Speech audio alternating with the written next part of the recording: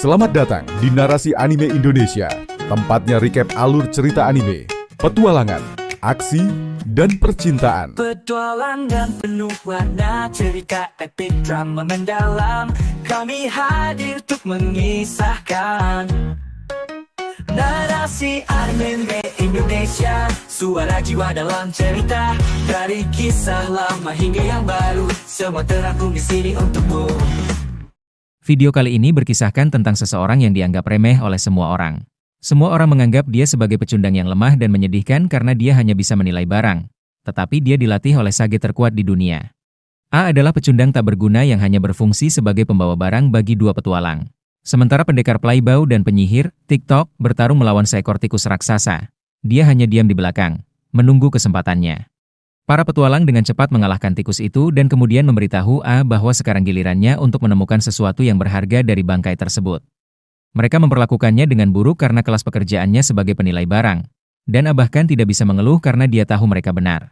Di dunianya, seorang anak diberikan kelas pekerjaan oleh Dewi Cahaya saat lahir. Sementara Dewi Kegelapan memberi mereka sebuah keterampilan.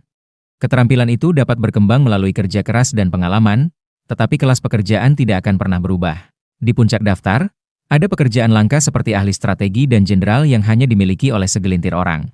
Di bawah mereka, ada pekerjaan umum tingkat tinggi yang sebagian besar cocok untuk pertempuran. Dan di bagian paling bawah piramida adalah pekerjaan umum tingkat rendah, seperti pekerjaan A sebagai penilai barang. A berpikir dia bisa menghasilkan banyak uang dengan menemukan harta karun selama petualangan, tetapi kenyataannya dia hanya menjadi kacung bagi dua petualang tersebut. Dia menilai tubuh tikus raksasa itu dan mengetahui bahwa makhluk itu berperingkat F, tetapi giginya berperingkat D. Dia mencoba mencabutnya, tetapi bahkan mengangkatnya pun dia tidak bisa karena lengannya tidak memiliki kekuatan. Dia meminta bantuan pendekar pedang, Zord, tetapi Zord justru membentaknya dan menyuruhnya melakukan pekerjaannya sendiri. Zord berkata bahwa tugas A adalah mencari barang berharga dari bangkai, dan jika dia bahkan tidak bisa melakukan itu, maka dia sebaiknya keluar dari kelompok mereka. Zord melemparkan batu ke kepala A, yang membuatnya marah. Tetapi ketika Zord menendangnya karena berani menatapnya, A hanya bisa bertindak seperti pecundang dan meminta maaf. A tidak punya pilihan selain merobek tubuh tikus itu dengan tangan kosong. Sementara kedua petualang tersebut membicarakan dirinya dan kelas pekerjaannya. Mereka mengatakan bahwa satu-satunya alasan mereka membiarkannya bergabung dengan kelompok adalah agar mereka tidak perlu membawa bangkai monster ke guild untuk dinilai. Mereka bahkan mengatakan bahwa seharusnya berterima kasih kepada mereka atas kesempatan itu. A tahu bahwa dia harus terus bekerja sebagai petualang untuk menjadi kaya. Jadi dia menelan rasa frustrasinya. Sama seperti dia menelan yogurt pamannya. Dia terus mengikuti Zord dan penyihir perempuan, Jalene, yang tiba-tiba menemukan bangkai monster kuat yang disebut Hellhound. Mereka menganggap ini hari keberuntungan mereka karena bagian tubuh Hellhound bisa dijual dengan harga tinggi dan segera menyuruh A untuk bekerja. A mengatakan kepada mereka bahwa situasi ini mencurigakan karena Hellhound seharusnya tidak ditemukan di lantai ini. Tetapi mereka menyuruhnya berhenti berpikir di luar kapasitasnya. Mereka mendorongnya ke bangkai tersebut, dan saat dia membongkarnya, mereka melihat ada bangkai lain di kejauhan. Dengan penuh semangat, mereka menyuruh A menilai bangkai itu dan mengambil semua bagian berharga darinya juga. Namun, A panik karena menurut peta yang diberikan oleh guild, bagian ini tidak aman. Dia mencoba meyakinkan Zord bahwa dia merasa ada yang tidak beres dengan semua ini. Tetapi si brengsek itu menyuruhnya berhenti bersikap seperti pengecut jika dia ingin mempertahankan pekerjaannya. Zord bahkan mengancam akan mengusirnya tanpa bayaran jika dia berhenti sekarang. Jadi dia tidak punya pilihan selain mengikutinya. Tak lama kemudian, mereka mencapai bagian lain dari Dungeon dan menemukan bangkai-bangkai Hellhound berserakan di mana-mana. Zord dan Jalene mengira mereka menemukan harta karun. Tetapi hanya A yang menyadari bahwa mereka telah masuk ke dalam jebakan. Dia meminta mereka untuk berpikir lebih jauh. Karena jika ini adalah perbuatan seorang petualang, maka mereka pasti sudah mengambil semua bagian berharga dari Hellhound tersebut. Sayangnya, Zord yang penuh dengan energi kecil tak berguna itu tidak bisa memahami logika. Dia menyuruh A untuk diam. Tiba-tiba, A menunjuk ke arah gerombolan Hellhound yang datang mendekat, dan semua orang membeku karena ketakutan. A melihat darah di rahang Hellhound dan menyadari bahwa Hellhound yang mati sebelumnya adalah korban perang antar kelompok. Kedua petualang itu langsung ketakutan setengah mati karena mereka bahkan tidak bisa mengalahkan satu Hellhound pun, apalagi melarikan diri dari mereka. Zord tiba-tiba mendapat ide dan memberitahu Jalene bahwa mereka harus menggunakan A sebagai umpan. A panik mendengar ini, tetapi dia tidak bisa membela dirinya sendiri karena Jalene langsung menyerangnya dengan mantra lumpuh. A jatuh ke tanah, tidak mampu menggerakkan satu otot pun. Sementara dua bajingan itu melarikan diri setelah mengejek para Hellhound. A kini benar-benar dalam keadaan linglung. Tetapi saat Hellhound mulai menggigitnya, rasa sakit itu menyadarkannya kembali dan menghancurkan efek kelumpuhan. Dia menggunakan sebuah batu untuk mengusir Hellhound dan kemudian melemparkan makanan dari dalam tasnya untuk mengalihkan perhatian mereka. Dengan tertatih-tatih, dia mencoba melarikan diri melintasi Dungeon, tetapi dengan ngeri dia menyadari bahwa Zord dan Jalene telah memblokir jalan keluar. Beruntung, ada jalan lain di dekatnya, tetapi itu juga berujung pada jalan buntu. Saat itulah A mendengar suara Hellhound yang semakin mendekat dan menyadari bahwa dia akan mati bagaimanapun juga. Dia mengutuk pekerjaan tak bergunanya yang membuatnya menderita sepanjang hidupnya dan berpikir bahwa jika saja dia tidak bermimpi menjadi petualang, dia bisa menjalani kehidupan biasa yang panjang. Namun, dia menyadari sudah terlambat untuk menyesali segalanya, lalu memutuskan untuk terjun dari tebing tanpa parasut, karena itu akan jauh lebih tidak menyakitkan daripada dibunuh oleh Hellhound. Dia melompat dari tebing, memikirkan bagaimana dia hidup dan mati sebagai pecundang. Setelah jatuh dalam waktu yang terasa sangat lama, akhirnya dia menghantam tanah. Dia mengalami luka parah, tetapi belum benar-benar mati. Dan tiba-tiba, seorang gadis cantik dengan gaun putih muncul di hadapannya. Sosok gadis itu tampak berkedip-kedip, menghilang lalu muncul kembali saat dia berjalan mendekati A. Kemudian, dia mencium keningnya. A hanya sempat melihat sekilas wajahnya sebelum akhirnya jatuh pingsan. Ketika dia membuka matanya lagi, gadis itu sudah tidak ada. Namun, semua luka-lukanya telah sembuh secara ajaib. Dia menemukan dirinya berada di sebuah kolam kecil di dasar sebuah pohon raksasa. Ain mencoba menganalisis airnya untuk melihat apakah bisa diminum. Dan dia terkejut ketika mengetahui bahwa air itu adalah item peringkat es yang disebut Igle Drops, yang dapat menyembuhkan segala luka atau penyakit seketika. Dia kemudian menilai pohon raksasa tersebut dan menemukan bahwa itu adalah IGD Dressel, atau pohon dunia, yang menghasilkan jumlah mana tak terbatas. A sangat terkejut karena satu-satunya pohon dunia yang diketahui oleh umat manusia telah layu dan menghilang sejak lama. Pohon dunia adalah satu-satunya sumber mana bagi semua orang. Tetapi meskipun telah menghilang, mereka masih bisa menggunakan mana. Hal ini membuat para cendekiawan percaya bahwa masih ada pohon dunia lain di suatu tempat, dan mereka telah berusaha keras mencarinya, tetapi tidak pernah berhasil menemukannya. A masih sulit mempercayai bahwa pohon dunia ternyata tersembunyi di bagian terdalam Dungeon ini. Dia menyadari bahwa pohon ini telah menyelamatkan nyawanya, lalu dengan lembut mengusap batangnya sambil mengucapkan terima kasih. Tiba-tiba, dia mendengar suara erangan lembut, tetapi tidak ada siapapun di sekitarnya, sehingga dia mengira itu hanyalah halusinasinya. Dia kemudian memutuskan untuk mencoba peruntungannya dengan menjelajahi Dungeon agar bisa menemukan jalan keluar ke permukaan. Sebelum pergi, dia menoleh ke arah pohon itu dan mengucapkan terima kasih sekali lagi. Dari kejauhan, gadis yang sebelumnya muncul berusaha membalas ucapannya, tetapi tidak ada kata-kata yang keluar dari mulutnya. A terus berjalan ke dalam Dungeon, berpikir bahwa tempat ini pasti sangat sulit untuk ditembus, karena bahkan guild belum pernah mencapai bagian sedalam ini. Meski begitu, dia terus melangkah maju karena tidak punya pilihan lain.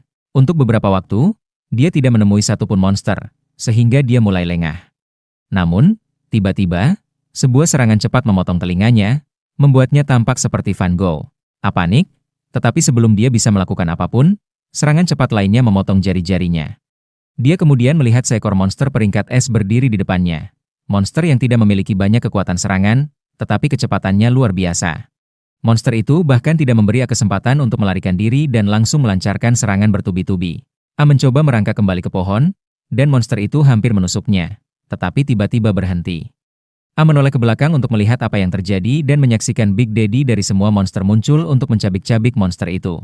Seekor beruang hitam buas membunuh monster bermata itu, lalu mencakar wajah A, membuatnya hampir buta. A menjerit kesakitan, tetapi beruang itu kemudian menangkapnya dan meremas tubuhnya dengan erat, berusaha menghancurkan tulang-tulangnya. A yakin bahwa ini adalah akhir hidupnya. Namun, tiba-tiba, seseorang menyerang beruang itu dan membunuhnya dalam satu tebasan. A hanya bisa melihat siluet kecil orang yang membantunya dan mendengar mereka berkata bahwa mereka hanya datang untuk menolongnya karena seseorang yang spesial telah memintanya. A kehilangan kesadaran setelah mendengar itu. Saat dia terbangun, dia berada di dasar pohon dunia lagi, sepenuhnya sembuh dan dengan matanya yang terluka telah digantikan. Tiba-tiba, dia melihat gadis bergaun putih berdiri di depannya, tersenyum sambil memegang secangkir teh. A langsung terpikat oleh kecantikannya yang seperti dewi dan tidak bisa berhenti menatapnya. Namun, tiba-tiba seorang loli muncul di sampingnya dan menyuruhnya untuk berhenti berpikiran aneh tentang putrinya. A tidak mengerti apa yang sedang terjadi atau mengapa loli yang lebih rata dari grafik karirnya itu menyebut gadis itu sebagai putrinya. Loli itu menyuruhnya untuk berhenti bersikap kasar terhadap putrinya dan segera minum teh yang telah diseduh khusus untuknya.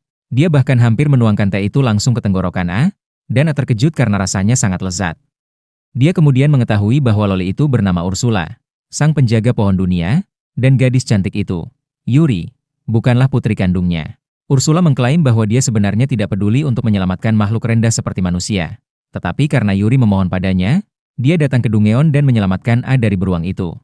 A masih belum bisa memproses fakta bahwa Ursula adalah penjaga pohon dunia. Ursula kemudian menjelaskan bahwa ada 9 pohon dunia di dunia ini, dan masing-masing memiliki seorang penjaga yang bertugas melindunginya dari bahaya. Kemudian, Ursula menjatuhkan bom informasi pada A dengan mengatakan bahwa Yuri bukan manusia, melainkan roh dari pohon dunia itu sendiri. Sejak awal, Ursula telah mengawasi Yuri, sehingga Yuri menganggapnya sebagai ibunya. A berkomentar bahwa Yuri sangat cantik, dan Ursula langsung kesal karena dia menggoda putrinya. Dia bahkan mengancam akan mencungkil mata A yang sudah dia perbaiki dengan susah payah, dan itu mengingatkan A bahwa dia pernah terluka parah dan buta karena beruang itu. Ursula kemudian menjelaskan bahwa air suci dari pohon dunia telah menyembuhkannya, tetapi tidak bisa memperbaiki matanya yang hancur. Namun, Yuri ingin A bisa melihat lagi dan menjadi lebih kuat, jadi Ursula menciptakan mata khusus untuknya. A terkejut mendengar hal ini dan bertanya kepada Yuri mengapa dia begitu peduli padanya. Yuri menjawab bahwa itu karena cukup baik untuk berterima kasih padanya. Ursula kemudian menjelaskan maksud Yuri. Bahkan sebelum A datang, sudah ada banyak petualang lain yang jatuh ke tempat ini. Dan meskipun Yuri menyelamatkan mereka semua, tidak satupun yang berterima kasih kepadanya. Sebaliknya, beberapa dari mereka justru merusak cabangnya setelah mengetahui bahwa dia adalah pohon dunia. Karena itulah, Yuri menganggap bahkan kebaikan sekecil apapun yang diberikan A sebagai sesuatu yang sangat berarti baginya.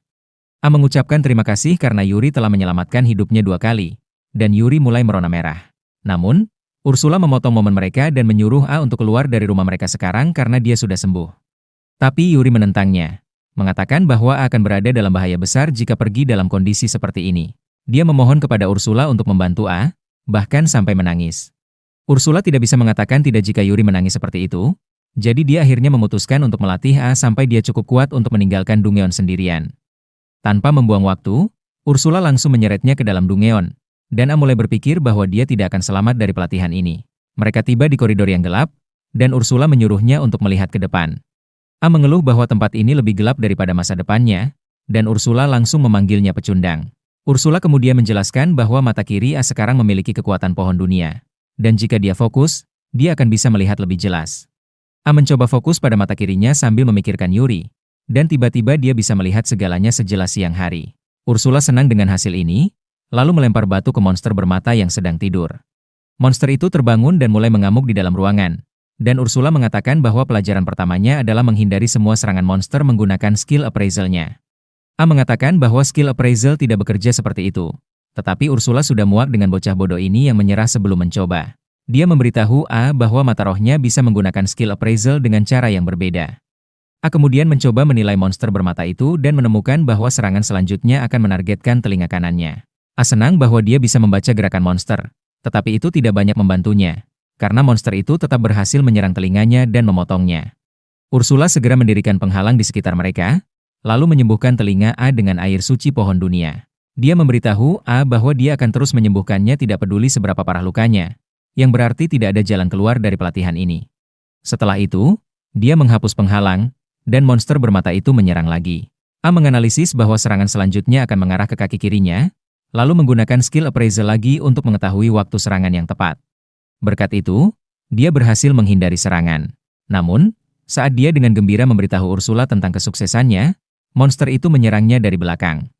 Ursula memperingatkannya untuk tidak terbawa suasana hanya karena berhasil sekali, dan A pun menyadari bahwa dia benar. Selama 1 minggu penuh, A berlatih menghindari serangan monster. Sekarang, dia bisa menganalisis lokasi dan waktu serangan secara bersamaan, sehingga mampu menghindari semua serangan. Namun, setiap kali dia terlalu percaya diri, monster bermata itu selalu menyergapnya secara tiba-tiba.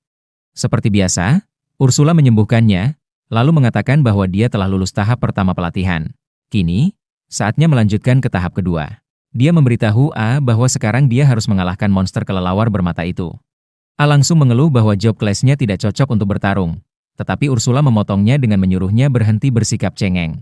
Ursula lalu memberinya sebatang cabang dari pohon dunia, yang dia patahkan sendiri, dan menyuruhnya menggunakan cabang itu sebagai senjata untuk mengalahkan musuhnya. A menerima tantangan ini, berpikir bahwa sekarang dia bisa membaca gerakan monster, dia seharusnya bisa mengalahkannya dengan mudah. Namun, Dia segera menyadari bahwa ayunannya tidak cukup cepat untuk menyerang kelelawar monster itu. Dia meminta petunjuk dari Ursula, tetapi Ursula hanya menyuruhnya memikirkan sendiri jawabannya dengan mata rohnya. A akhirnya memfokuskan diri sepenuhnya pada lintasan pergerakan monster. Tiba-tiba, dia mengaktifkan versi lanjutan dari skill appraisal-nya, Super Appraisal. Dengan Super Appraisal, dia bisa melihat pergerakan monster dalam gerakan lambat. Memanfaatkan momen ini, dia melancarkan serangan balik, dan hanya dengan satu pukulan, dia berhasil menghancurkan monster itu ke tanah. A terkejut dengan betapa kuatnya dirinya sekarang, tetapi Ursula langsung menyodok kepalanya dengan karate chop dan memperingatkannya untuk tidak menjadi sombong hanya karena satu kemenangan kecil. Ursula lalu memberinya tugas berikutnya, mengalahkan semua kelelawar bermata di lantai ini. A berhasil menyelesaikan tugas ini lebih cepat dari yang Ursula perkirakan, dan dia pun melanjutkan pelatihan ke tahap berikutnya. Kali ini, Ursula memberinya tugas untuk menilai kemampuan monster bermata dan mengambilnya sebagai miliknya. A mengatakan bahwa itu tidak mungkin, tetapi Ursula menjelaskan bahwa meskipun manusia biasa tidak bisa melakukannya, mata roh milik A memungkinkan dia untuk melakukannya. A pun mencoba menilai monster itu, dan setelah menatapnya untuk beberapa saat, tiba-tiba dia memperoleh skill Super Acceleration. Namun, kepalanya terasa seperti akan meledak karena banyaknya informasi baru yang masuk. Ursula kemudian menyuruhnya menguji skill tersebut. A mengambil posisi berlari, lalu melaju dengan kecepatan kilat, namun, ototnya langsung sobek, karena tubuhnya tidak cukup kuat untuk menangani tekanan dari kecepatan itu. Dia jatuh ke tanah, dan Ursula menyembuhkannya dengan tetesan pohon dunia. Dia lalu memberitahunya bahwa dia harus terus berlari sampai jatuh, dan dia akan terus menyembuhkannya. Setiap kali ototnya sobek dan sembuh, tubuhnya akan menjadi lebih kuat, dan dengan mengulangi proses ini ratusan kali, dia akhirnya akan mendapatkan tubuh yang bisa menahan apapun. Setelah beberapa hari, tubuhnya akhirnya menjadi jauh lebih kuat. Untuk pelajaran berikutnya, Ursula mengatakan bahwa dia akan mengizinkan A menilai skill miliknya, meskipun dia sebenarnya sangat enggan melakukannya. A bertanya tentang skill itu, tetapi Ursula tiba-tiba menembaknya dengan bola api tanpa peringatan. Dia kemudian mengatakan bahwa skill yang sedang diajarkan kepada A adalah cara untuk menggunakan sihir tanpa perlu melafalkan mantra. Ursula menyuruhnya menilai kemampuan sihirnya dalam waktu singkat saat dia menembakkan bola api ke arahnya. A gagal menilai skill tersebut dan akhirnya terpanggang dengan tingkat kematangan medium well. Ursula hanya menyembuhkannya, lalu menembaknya lagi. Setelah beberapa waktu, A akhirnya belajar cara menembakkan bola api tanpa perlu mengucapkan mantra. Namun, dia segera tumbang karena tidak memiliki cukup mana. Beruntung, tetesan pohon dunia dari Yuri dapat mengisi kembali mananya dengan cepat bahkan meningkatkan kapasitas mananya. A melanjutkan latihannya selama sekitar setengah bulan, hingga akhirnya dia bisa menembakkan ratusan bola api sekaligus dan bahkan menggunakan sihir tingkat menengah.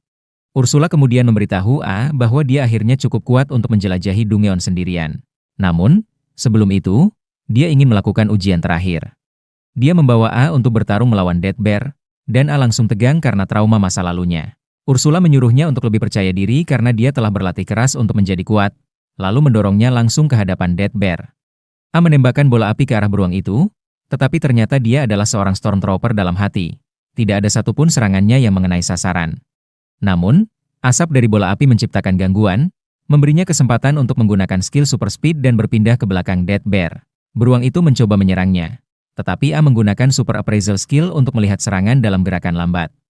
Lalu, dia menembakkan sihir angin yang kuat ke arah Death Bear. Setelah itu, dia terus-menerus menembakkan bola api, mengenai beberapa serangan dan meleset beberapa lainnya.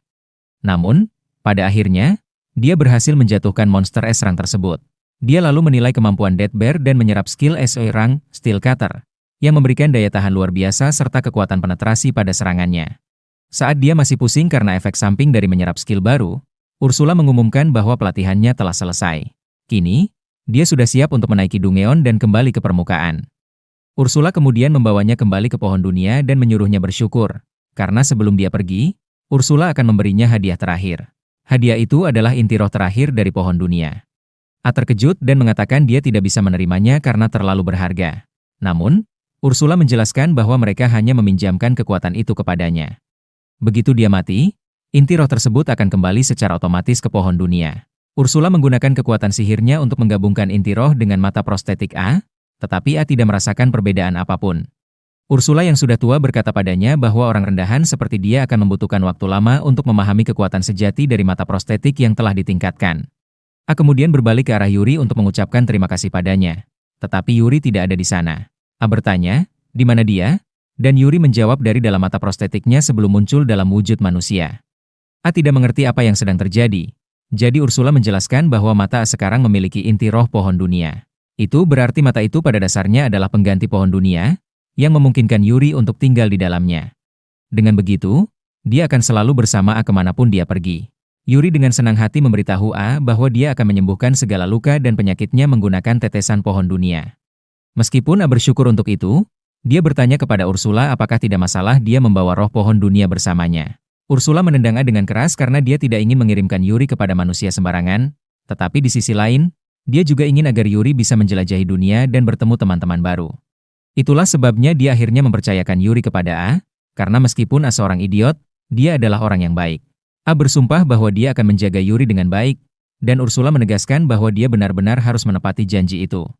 Setelah itu, Ursula menciptakan tato bercahaya di tangan A, yang merupakan mantra penyimpanan tak terbatas. Kemudian, dia mengeluarkan pedang roh yang telah dia buat dari bahan mentah yang diberikan Yuri, lalu menyuruh A menyimpannya di dalam penyimpanan barunya. Namun, sebelum A sempat melakukan itu, Ursula menusuk mata kanannya yang normal dan memaksanya menelan batu sihir agar batu itu dapat menggantikan mata yang terluka. A berteriak, "Apa yang baru saja kau lakukan?" Ursula lalu menjelaskan bahwa mata kanannya sekarang telah digantikan oleh batu bijaksana, yang akan menghubungkan pikiran mereka. Dengan itu, mereka dapat berkomunikasi kapan saja, dan Ursula bisa melihat semua yang A lihat. Dia memperingatkan A bahwa jika dia terlalu dekat dengan putrinya atau melakukan sesuatu yang tidak pantas, dia akan menemukannya dan membunuhnya tanpa ragu. Setelah itu, A bertanya kepada Yuri apakah dia memiliki tujuan tertentu setelah mereka mencapai permukaan. Yuri menjawab bahwa dia ingin bertemu saudara-saudaranya. Ursula lalu menjelaskan bahwa awalnya hanya ada satu pohon dunia raksasa, tetapi pohon itu terpecah menjadi 9 bagian. Yuri adalah salah satu di antaranya, dan pohon dunia lainnya adalah saudara-saudaranya. A berjanji bahwa mereka akan mencari dan menemukan semua saudara-saudara Yuri, dan dengan itu, petualangannya di dunia luar akhirnya dimulai. Bepergian ke seluruh dunia untuk menemui mereka. Dengan itu, dia akhirnya memulai perjalanannya. Dan Ursula terus memberitahu dia tentang rute mana yang harus diambil dan monster apa yang akan dia hadapi. A menemukan bahwa mengalahkan monster peringkat S sekarang jauh lebih mudah, dan dia bahkan tidak mengalami sakit kepala saat menyerap kemampuan mereka, karena Yuri langsung menyembuhkannya. Tak lama kemudian, dia mencapai ruang bos, dan Ursula memberitahunya bahwa kecuali dia mengalahkan bos, jalur ke lantai lain tidak akan terbuka. A ragu karena bos monster pasti jauh lebih kuat dari apapun yang pernah dia hadapi.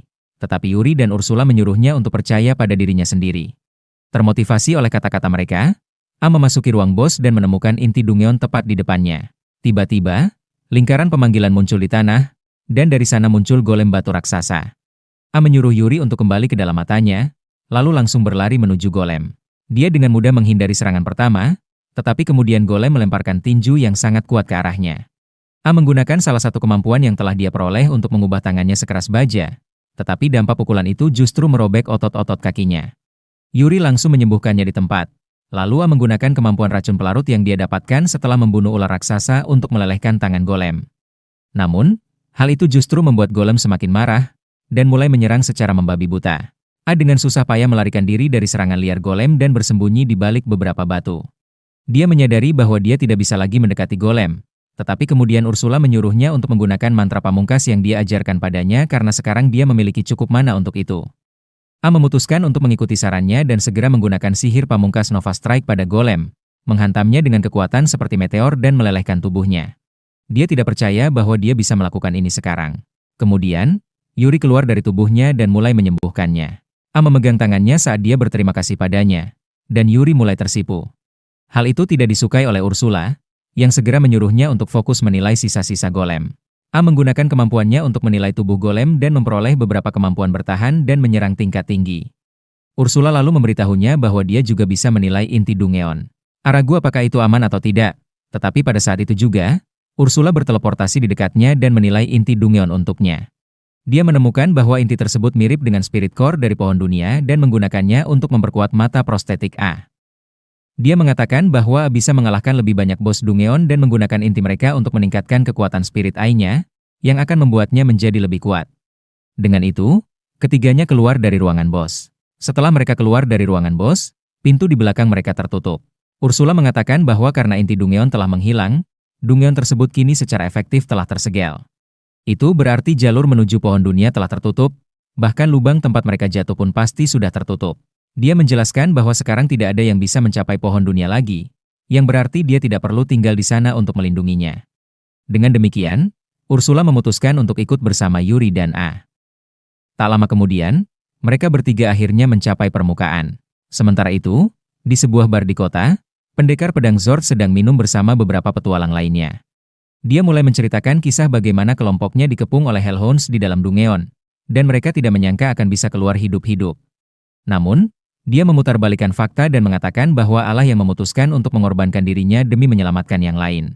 Dia mulai bertingkah seolah-olah sangat bersyukur kepada A demi mendapatkan simpati dari para petualang lainnya. Namun, saat dia melihat A berdiri tepat di belakangnya, dia langsung menyemburkan minumannya.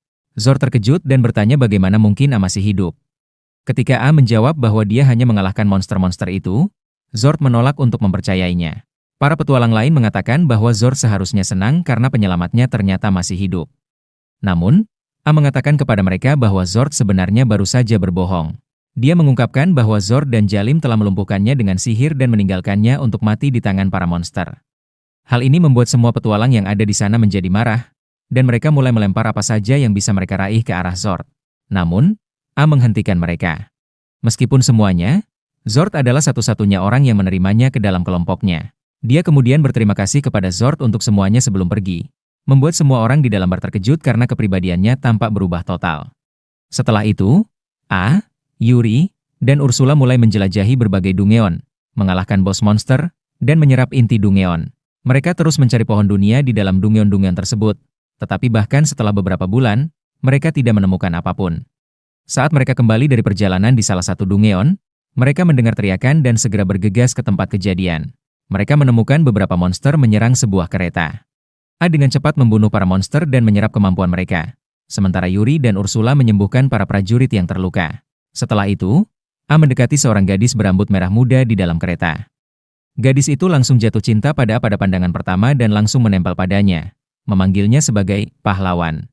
A merasa bingung dan malu dengan situasi itu, tetapi kemudian dia mengetahui bahwa gadis itu adalah Claudia, putri ketiga dari kerajaan, dan pria yang bersamanya adalah Jasper, pemimpin guild pedagang.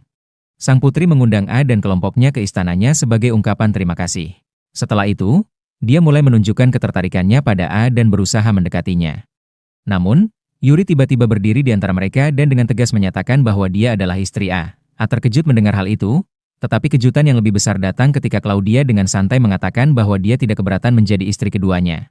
Saat kedua gadis itu mulai berdebat tentang hal itu, Jasper mendekati A dan berkata bahwa seharusnya menikah dengannya saja.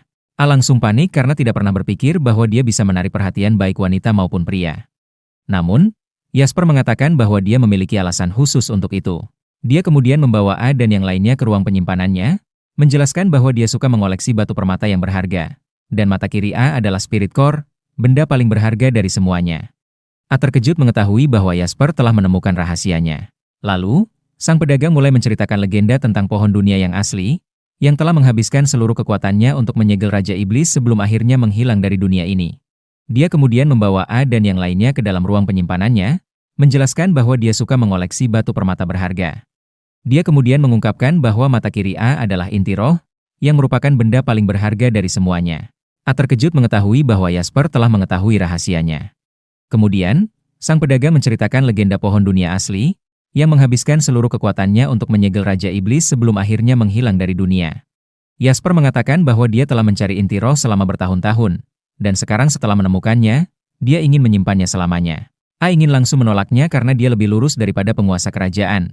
Tetapi Ursula menyarankan agar Jasper memiliki uang serta informasi tentang pohon dunia, sehingga bisa memanfaatkannya untuk menemukan pohon lain. Dengan berat hati, A setuju untuk mendekatinya tetapi menegaskan bahwa mereka hanya akan berteman di awal. Jasper tidak masalah dengan itu dan mengatakan bahwa suatu hari nanti A pasti akan menjadi anggota bangga dari haremnya.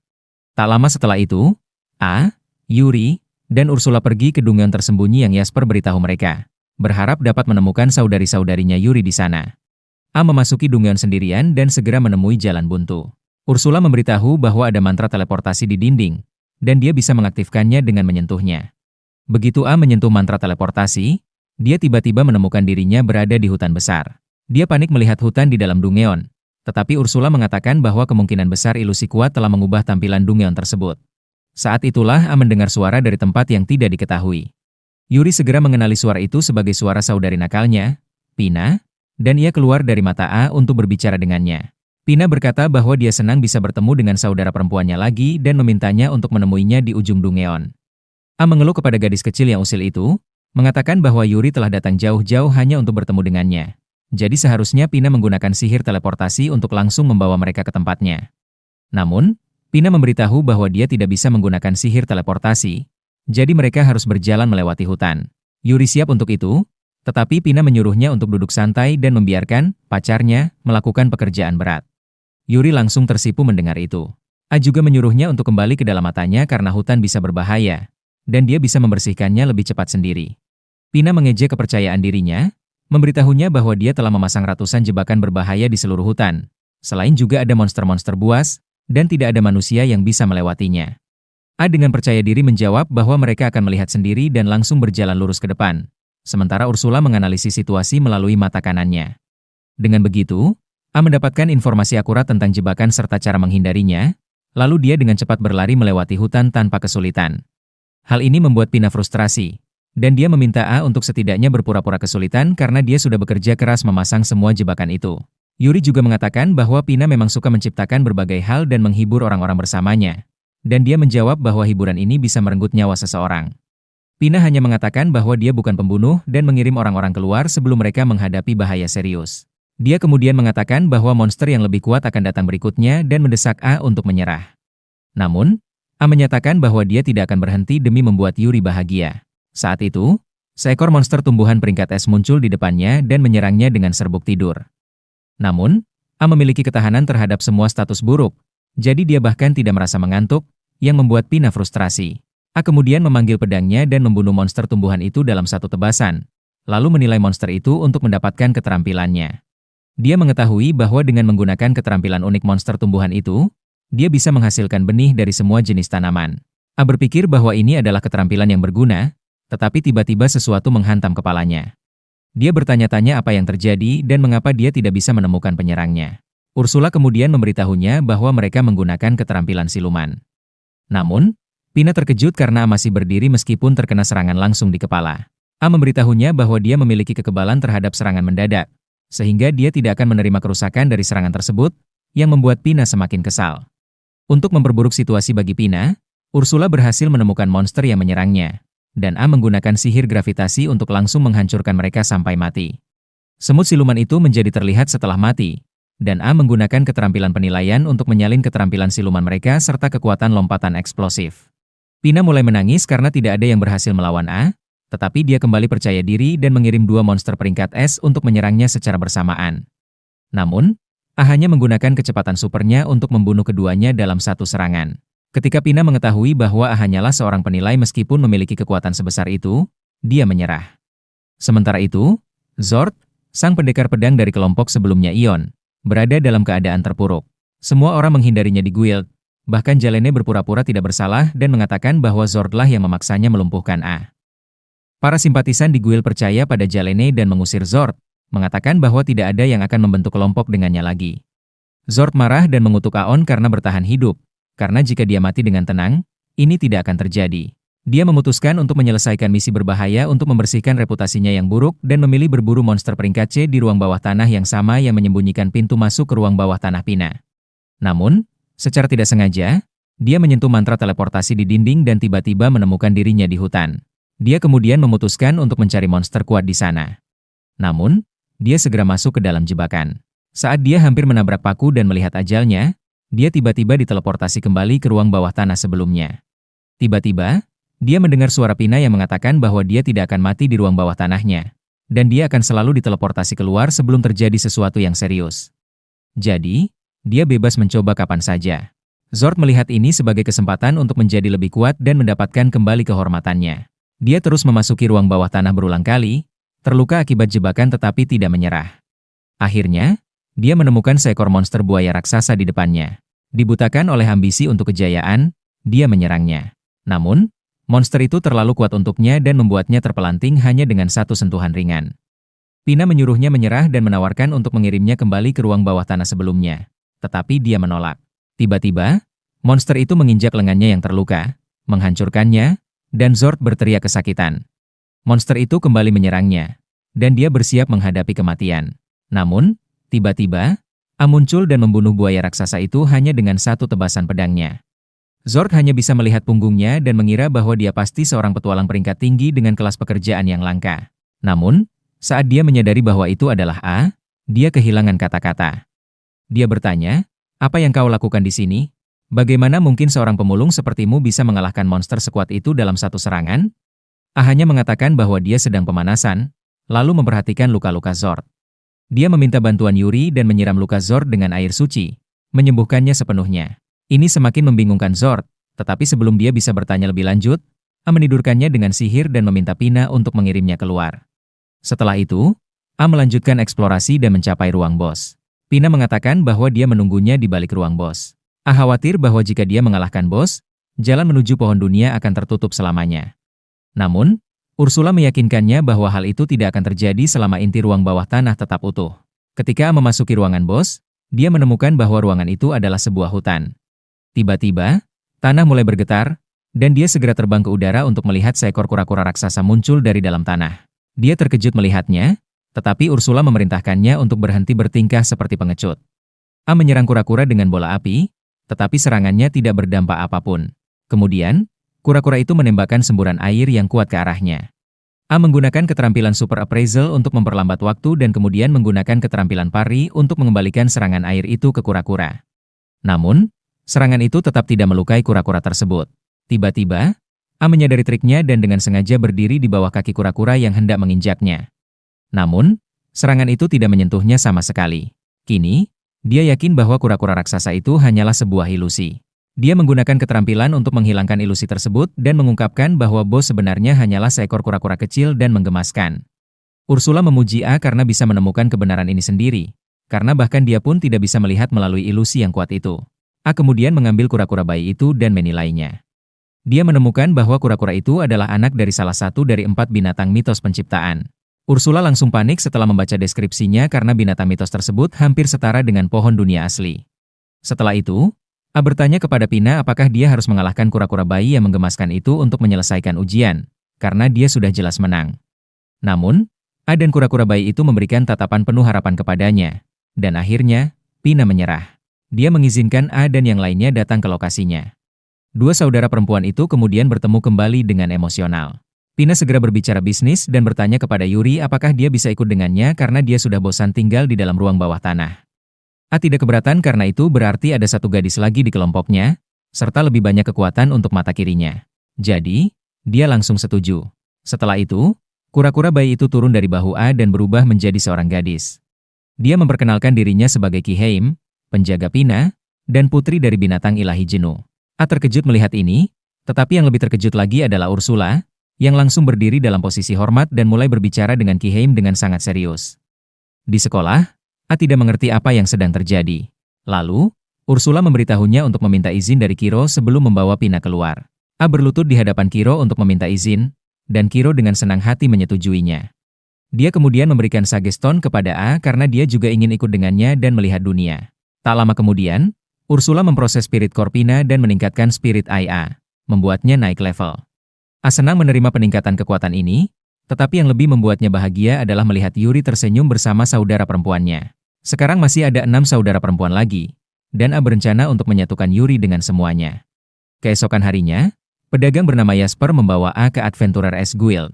A merasa gugup berada di sana bersama orang berpengaruh seperti Jasper karena dia takut orang-orang akan menganggapnya sebagai pria yang menjual harga dirinya kepada seorang sugar daddy kaya. Namun, Jasper menyuruhnya agar lebih percaya diri karena mereka akan segera menunjukkan nilai sejati A kepada semua orang. Saat mereka tiba, resepsionis langsung menyambut Jasper dengan penuh antusiasme.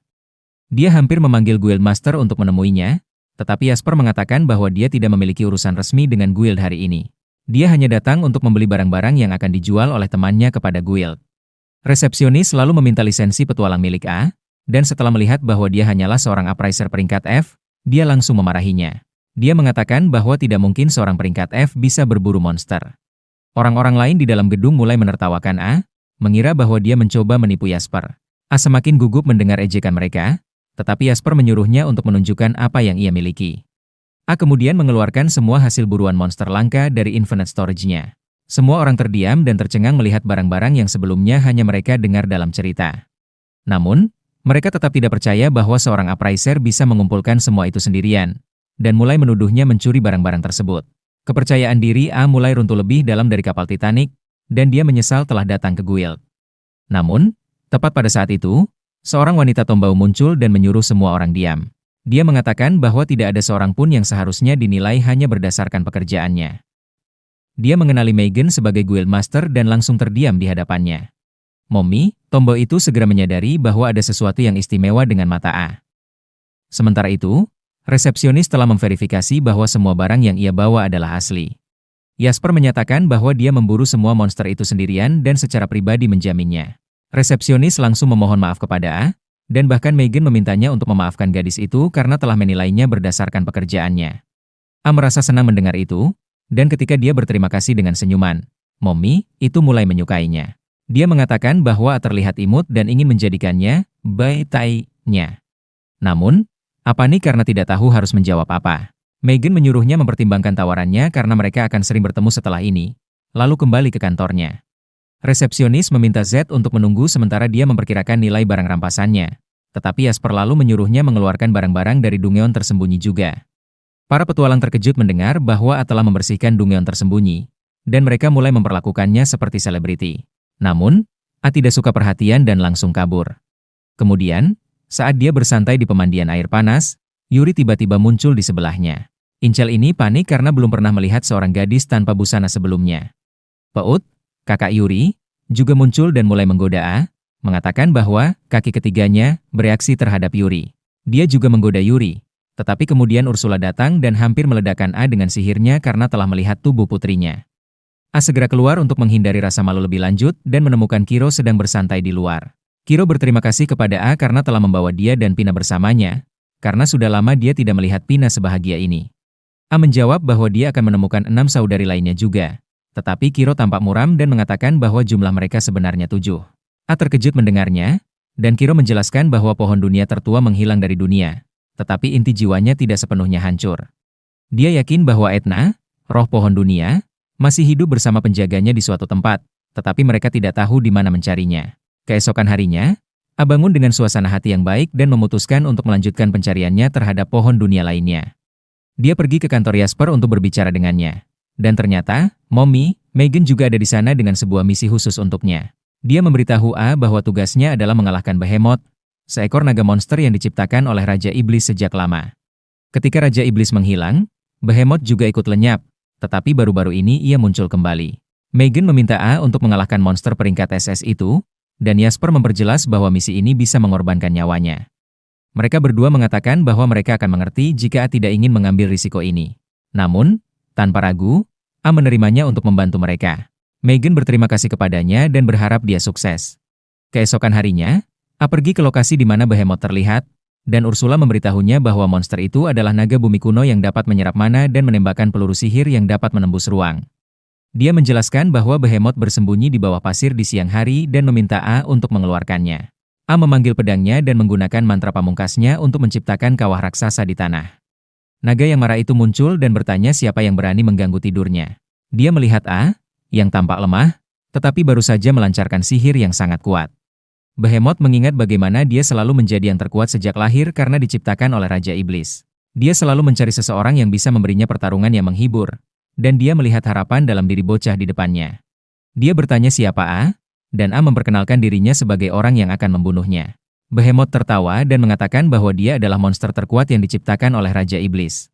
Namun, A berkata bahwa dia bahkan bisa mengalahkan Raja Iblis, karena seharusnya dia tidak terlalu kuat. Behemoth bisa menerima penghinaan apapun, tetapi tidak bisa mentoleransi manusia yang meremehkan tuannya. Dia mulai menembakkan peluru sihir ke arah A, tetapi A dengan cepat menghindarinya semua. A lalu bergegas ke arah Behemoth dan menebas lengannya dengan pedangnya. Naga itu tidak percaya bahwa sisiknya yang keras bisa dipotong dengan begitu mudah, sehingga dia mengubah gaya bertarungnya dan masuk ke dalam tanah.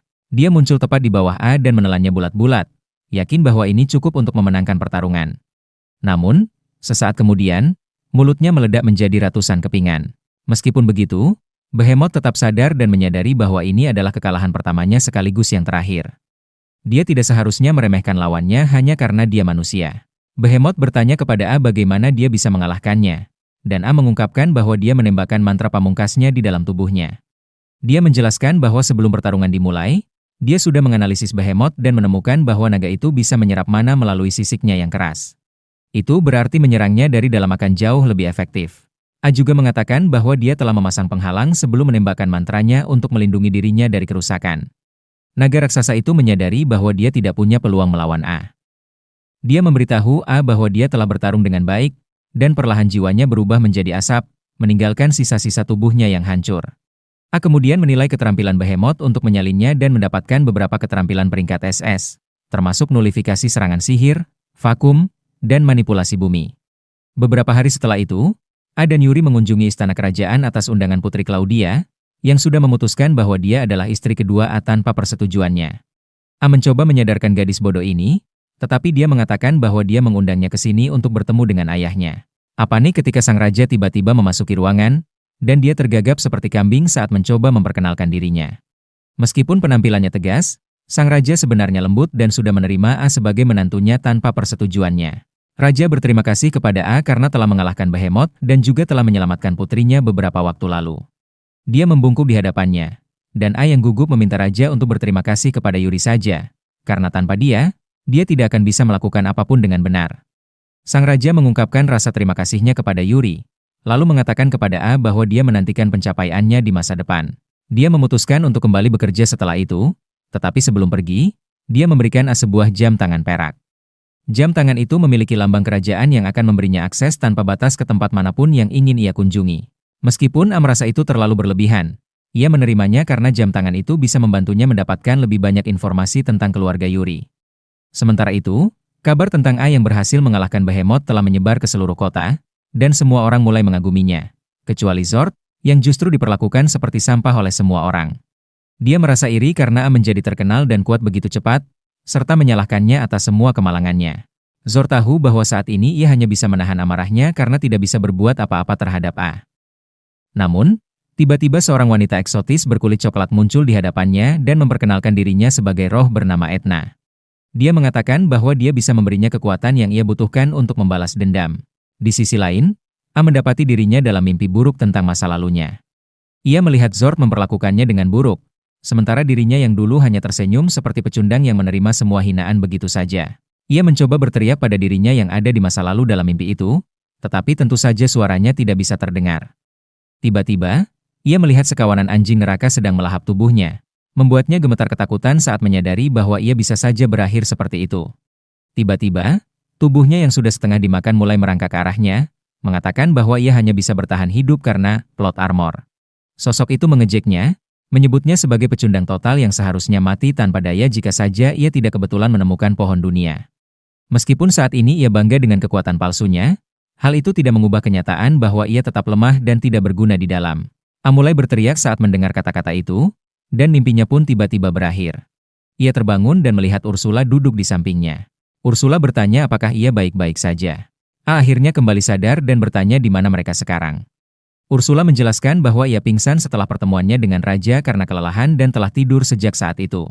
Ursula mengeluh bahwa Yuri sangat mengkhawatirkannya. A langsung bertanya di mana Yuri sekarang. Ursula menjawab bahwa Yuri dan Pina sedang berjalan-jalan di kota untuk menyegarkan pikiran mereka. A mulai merasa cemas, tetapi Ursula meyakinkannya bahwa tidak akan ada masalah karena ia melacak Yuri secara real-time. Jika terjadi sesuatu, ia bisa langsung berteleportasi ke sisinya. A kemudian mulai menceritakan mimpi buruk yang dialaminya kepada Ursula. Namun, alih-alih menganggapnya hanya sebagai mimpi, ia justru mulai meyakinkan dirinya sendiri bahwa sosok dirinya dalam mimpi itu mengatakan hal yang benar. Ia percaya bahwa satu-satunya alasan ia menjadi kuat adalah karena keberuntungannya yang membawanya bertemu dengan Yuri. Jauh di lubuk hatinya, ia tetap menganggap dirinya sebagai sampah yang tidak berguna. Di sisi lain, Zord masih mencoba memahami tawaran dari Themomi, berkulit coklat, Echidna, tidak bisa percaya bahwa ada cara untuk melawan A. Etna memberitahunya bahwa A menjadi begitu kuat tanpa harus bekerja keras. Semuanya karena Spirit Eye. Zord mempercayainya dan mulai mengutuk A karena dianggap curang untuk menjadi kuat. Etna tertawa dan menawarkan kekuatan yang sama kepada Zord. Zord menjadi bersemangat mendengar hal itu dan mengatakan bahwa dia juga menginginkan Spirit Eye. Cadnes kemudian memanggil versi terkorup dari Evil Eye dan memasukkannya ke dahi Zord. Zord mulai berteriak kesakitan saat tubuhnya berubah menjadi iblis. Etna merasa puas dengan hasil ini dan dengan menyeramkan menjilat bibirnya sambil menyuruh Zord pergi untuk membalas dendam. Zord mengaum dengan keras dan melompat tinggi ke langit, merasakan kekuatan dan kecepatan yang luar biasa. Dia melompati atap-atap bangunan hingga tiba-tiba melihat Jalene bersama pacar barunya. Dia memutuskan untuk melampiaskan kemarahannya pada mereka terlebih dahulu dan langsung melompat ke hadapan Jalene. Pacarnya mencoba melindunginya dari monster hijau itu, tetapi Zord tidak membuang waktu dan langsung menggigit kepalanya hingga putus.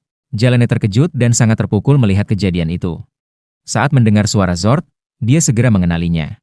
Dia sadar bahwa Zord datang untuk membalas dendam dan langsung berusaha menenangkannya. Dengan panik, dia meminta maaf berkali-kali, mengatakan bahwa dia akan memberitahu Guild bahwa dia sendiri yang secara sukarela telah melemparkan mantra kelumpuhan pada A. Namun, Zord tidak terlihat terpengaruh oleh kata-katanya. Dalam keputusasaan, Jalene berkata bahwa dia akan melakukan apapun yang dia inginkan. Tetapi Zord malah langsung menggigit kepalanya juga. Setelah itu, dia mulai mengamuk di kota, menghancurkan bangunan dan melukai warga yang tidak bersalah. Beruntung, Yuri dan Pina berada di dekatnya. Yuri segera menggunakan kemampuannya untuk menyembuhkan para korban luka. Sementara itu, Etna merasakan keberadaannya dan menggunakan telepati untuk memberitahu Zord agar berhenti bermain dengan orang biasa dan mulai menargetkan para roh. Jika dia membunuh mereka, maka tidak akan bisa menggunakan kekuatan mereka. Zord menyukai ide itu dan langsung muncul di belakang Yuri untuk menyerangnya. Yuri terlalu ketakutan untuk bergerak, tetapi Pina berhasil menciptakan penghalang di sekitar Zord pada detik terakhir, melindungi kakaknya. Dia kemudian menggenggam tangan Yuri dan mulai berlari menjauh, sementara Zord berusaha menghancurkan penghalang dengan tinjunya. Echidna memberitahunya bahwa serangannya tidak akan cukup untuk menghancurkan penghalang itu dan menyuruhnya menggunakan kekuatan khusus dari Spirit Eye-nya. Zord lalu menyalurkan kekuatan anti-roh dari matanya, menyebabkan aura gelap mengelilingi lengannya, memungkinkan dia untuk menghancurkan penghalang hanya dengan satu serangan. Dia kemudian melompat ke arah Yuri dan Pina, dengan cepat mengejar mereka. Pina mencoba membuat penghalang lain untuk menghentikannya, tetapi dengan kekuatan anti-rohnya, Zord dengan mudah menghancurkan penghalang itu dan menghempaskan Pina jauh ke belakang. Pina terkejut dan ketakutan melihat penghalangnya dihancurkan dengan begitu mudahnya, hingga ia kehilangan harapan. Namun, tiba-tiba Yuri berdiri di depannya dan menyuruhnya melarikan diri. Zord dengan cepat menangkap Yuri dan mulai meremas tubuhnya, sambil berkata bahwa dia harus menyalahkan A atas kematiannya. Yuri berteriak memanggil A untuk membantunya, sementara Zord bersiap untuk menyerang, tetapi saat itu, A tiba-tiba berteleportasi ke sana dan menebas Zord untuk menyelamatkan gadisnya. Ursula tiba di tempat itu sepersekian detik kemudian, dan A menyuruh semua orang masuk ke dalam matanya sementara dia menghadapi monster itu. Dia mencoba menilai Zord tetapi tidak mendapatkan informasi yang jelas tentangnya. Selain fakta bahwa dia adalah chimera buatan. Ursula juga mencoba menilai Zord, tetapi dia tidak bisa menemukan apapun karena Etna telah menggunakan mantra penyembunyian tingkat tinggi padanya. Zord kemudian menyerang A, tetapi A dengan mudah menangkisnya dan menghempaskannya ke sebuah rumah di dekatnya. Zord keluar dari atap dan mulai menyerangnya dengan serangan cepat. Ketika A menggunakan penghalang, Zord menghancurkannya dengan mudah.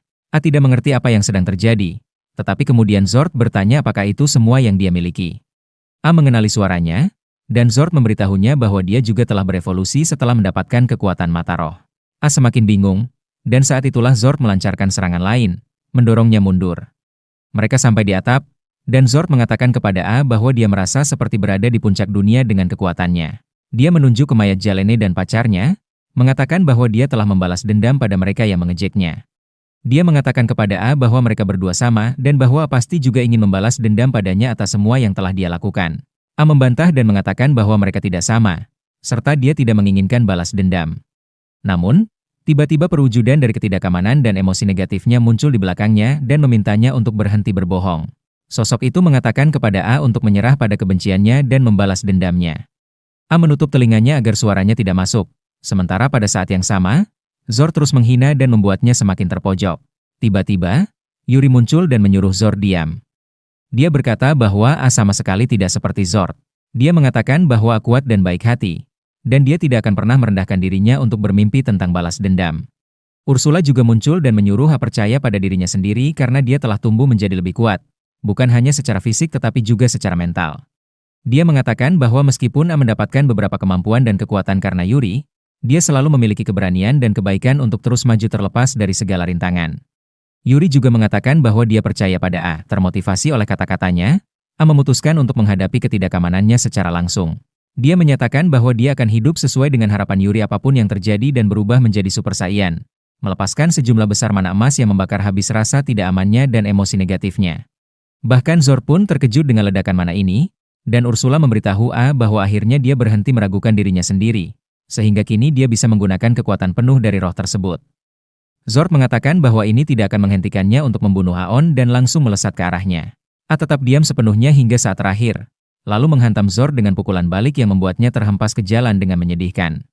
Zord tidak bisa menerima hal ini, tetapi A sudah berjalan ke arahnya dengan ekspresi sedih penuh rasa iba. Zord, yang frustrasi, bergegas menyerangnya, tetapi A memanggil penghalang yang menghentikan kekuatan gelapnya.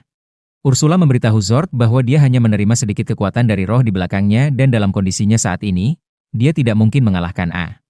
Zord berteriak kepada Ea untuk memberinya lebih banyak kekuatan, dan Ea dengan senang hati melakukannya, menyebabkan mutasi lebih lanjut pada dirinya. Zord kemudian mengatakan kepada A bahwa sekarang dialah yang terkuat dan langsung menerjangnya. Namun, A memanggil pedangnya dan menebas Zord dengan serangan dahsyat, menghancurkan tubuhnya serta mata roh yang telah terkorupsi. Meski begitu, Zord entah bagaimana berhasil bertahan dari serangan itu, dan tak lama kemudian para penjaga datang untuk menangkapnya. A menyaksikan Zord dibawa pergi dan berpikir bahwa seseorang telah memanfaatkan kelemahan serta keputusasaannya. Dia mulai bertanya-tanya siapa yang ada di balik semua ini dan apa tujuan mereka. Tetapi tidak ada petunjuk sama sekali untuk mencari jawabannya. Kemudian, malam itu, Etna mengumpulkan bagian yang rusak dari mata roh yang telah terkorupsi, yang ternyata adalah perangkat perekam untuk mengumpulkan data tentang kekuatan dan kemampuan A. Dia terkesan dengan kemampuan A, tetapi juga merasa kecewa karena dia sengaja menahan kekuatannya agar tidak membunuh Zord.